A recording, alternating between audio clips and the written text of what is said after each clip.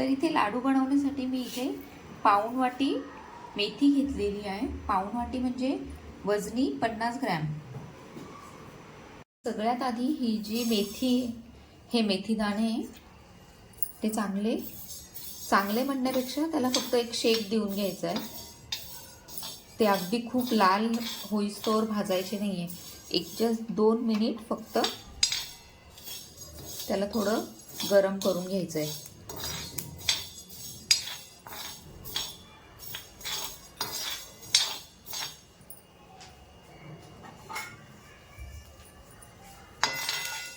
आणि लगेचच काढून घ्यायचं आहे.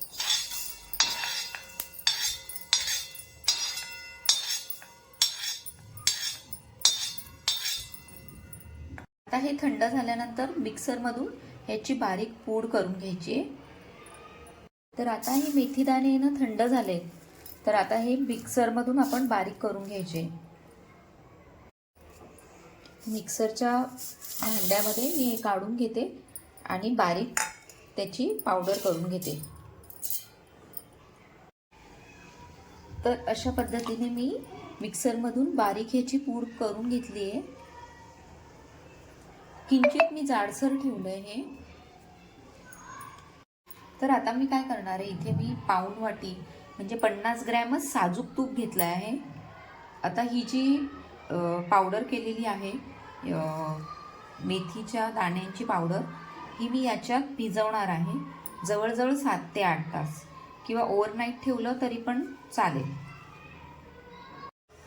तर आता ह्या तुपामध्ये मी ही जी पावडर आहे ती भिजवून घेणार आहे आणि रात्रभर मी ती या तुपामध्ये भिजवणार आहे. त्याने काय होणार आहे की ह्याच्यातला जो कडवटपणा आहे, कडवटपणा पूर्णपणे तर आपण नाहीसा करू शकत, पण अशा पद्धतीने तुपामध्ये याला भिजत घालून ह्याची जी तीव्रता आहे कडवटपणाची ती निश्चितच आपण कमी करू शकतो. तर आता हे मी असं मिक्स करून घेते छान. तर आता हे मिक्स झालंय. तर हे रात्रभर मी मुरण्यासाठी ठेवून देते. इथे मी ही जी मेथी आहे ती रात्रभर भिजत टाकली होती. आता मेथी तर भिजून झाली आहे आणि आता हे खोबरं मी घेतलंय. तर खोबरं इथे मी 100 ग्रॅम घेतलंय वजनी, म्हणजे 1 वाटी खोबरं. तर आता हे एकदम सिम फ्लेमवर थोडंसं भाजून घ्यायचंय. तर अशा पद्धतीने हे खोबरं भाजून झालंय. तर आता मी एका प्लेटमध्ये हे काढून घेते. तर इथे मी हे प्लेटमध्ये काढून घेतलंय खोबरं. खोबरं भाजून झालं. आता मी इथे 100 ग्रॅम घरचं साजूक तूप घेतलंय.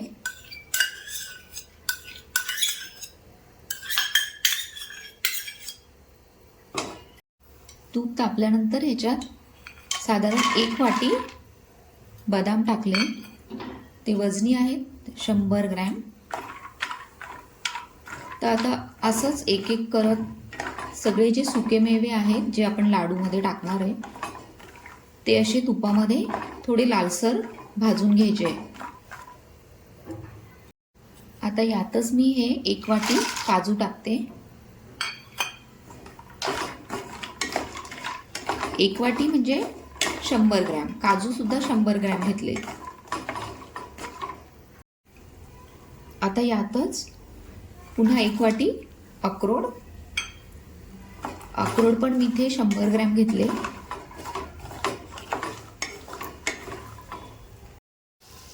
आता यातच ही जी खसखस आहे ती टाकायची. 1 चमचा खसखस आहे. आता हे छान पद्धतीने आपलं भाजून झालंय. हे मी काढून घेते एका प्लेटमध्ये आणि थंड व्हायला ठेवते. आता ह्याच तुपामध्ये मी ड्रायफ्रूट्स काढून घेतले. ह्याच तुपामध्ये इथे माझ्याकडे डिंक आहे, तो जवळपास 50 ग्रॅम आहे. तर आता थोडा थोडा करून मी हा डिंक या उरलेले जे थोडंसं तूप आहे त्याच्यामध्ये थोडा थोडा करून तळून घेणार आहे.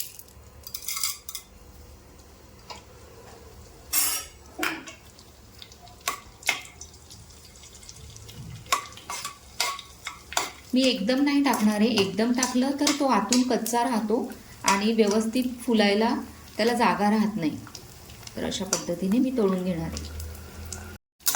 तर असा हा बघा डिंक फुललाय किती, तर तो मी काढून घेणार आहे एका प्लेटमध्ये. तर असंच मी बाकीचा पण डिंक तळून घेते. इथे मी हा जो डिंक होता तो काढून घेतला एका प्लेटमध्ये. तर हाही मी थंड व्हायला ठेवते. डिंक पण आपला झाला आहे तळून. तर मग आता इथे मी 100 ग्रॅम पुन्हा तूप घेतलंय.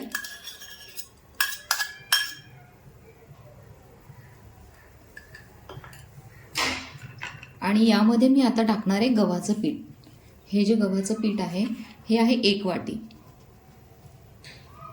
हे सुद्धा मी घेतलंय 100 ग्रॅम. तर हे पण आपल्याला या तुपामध्ये चांगलं भाजून घ्यायचं आहे. साधारण 10 मिनिटं मी या तुपामध्ये हे पीठ, गव्हाचं पीठ चांगलं परतून घेतलंय. तर आता तुम्ही बघू शकता पहिले पांढरा कलर होता पिठाचा, तर आता तो कशा पद्धतीने ब्राऊन झालाय. तर असा कलर जेव्हा ह्या पिठाला येतो तेव्हा आपण समजायचं की चांगल्या पद्धतीने आपलं हे जे पीठ आहे ते खरपूस भाजून झालेलं आहे. तर आता मी एका मोठ्या परातीमध्ये हे पीठ काढून घेते आणि थंड करायला ठेवते. तर गव्हाचं पीठ भाजल्यानंतर इथे मी 1 चम्मच तूप घेतलंय पुन्हा कढईमध्ये.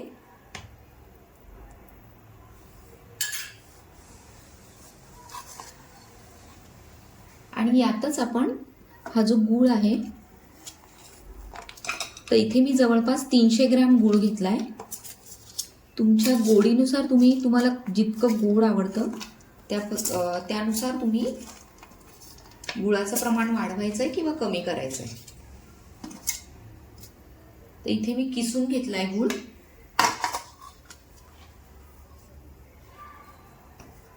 तर आपल्याला काही ह्याचा पाक वगैरे काही बनवायचा नाहीये. एक फक्त ह्याला वितळवून आपल्याला त्या गव्हाच्या पिठामध्ये हे ऍड करायचं आहे. तर अशा पद्धतीने हा जो गूळ आहे तो जवळजवळ मेल्ट झालाय. तर मी काय करणार आहे, हे जे गव्हाचं पीठ आहे जे आपण तुपामध्ये चांगलं भाजून घेतलं होतं ते यात ऍड करणार आहे. इथे मी गॅस ऑफ केलेला आहे.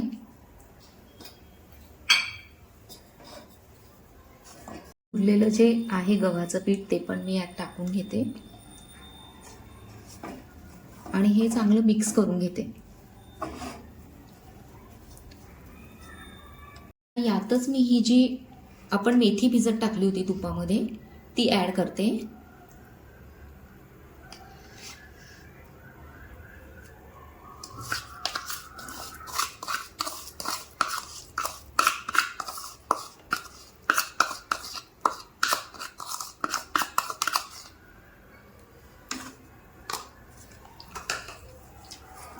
हे मिक्स करून मी हे आता साईडला ठेवून देते. ते मेथीचं आणि गव्हाच्या पिठाचं आणि गुळाचं मिश्रण मी साईडला ठेवलंय. तर आता मी हा जो डिंक आहे तर हे जे रोस्ट केलेले ड्रायफ्रुट्स आहेत ते आणि हे जे भाजलेलं खोबरं आहे हे मिक्सरमध्ये बारीक करून घेणार आहे. बारीक म्हणजे अगदी खूप बारीक नाही करणार आहे. एक थोडंसं जाडं भरडं हे मी बनवणार आहे मिश्रण. तर इथे तुम्ही बघू शकताय सगळं मी मिक्सरमधून बारीक वाटून घेतलंय. तर हे जे ते मेथीची पावडर आणि गूळ यांचं जे मिश्रण होतं आणि गव्हाचं पीठ हे मी यात साईडला काढून घेतलंय. इकडे ड्रायफ्रुट्सची मी मिक्सरमधून बारीक करून घेतलंय. एकदम बारीक नाही केलेलं, जाडं भरडच ठेवलंय बघा. आणि इथे हे खोबरं वाटून घेतलेलं आहे मिक्सरमधून आणि इथे डिंक तो थोडासा क्रश करून घेतलाय आणि काही थोडासा अख्खा पण मी इथे ठेवलाय. तर आता हे सगळं मी एकत्र करणार आहे. तर अशा पद्धतीने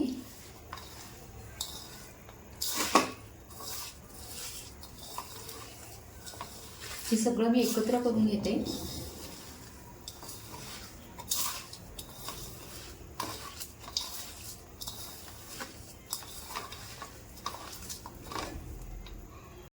हे सगळं आहे ना चांगल्या पद्धतीने एकत्र करून घ्यायचं आहे. तर थोडंसं कसं ह्याच्यात जो गूळ आपण टाकलाय तो थोडा गरम आहे अजून, पण एकदम चांगलं मिक्स करून घ्यायचं आहे अशा पद्धतीने. तर हे चांगल्या पद्धतीने आता मी हे एकत्र करून घेतलंय आणि लगेचच आपण ह्याचे लाडू वळायला घ्यायचे.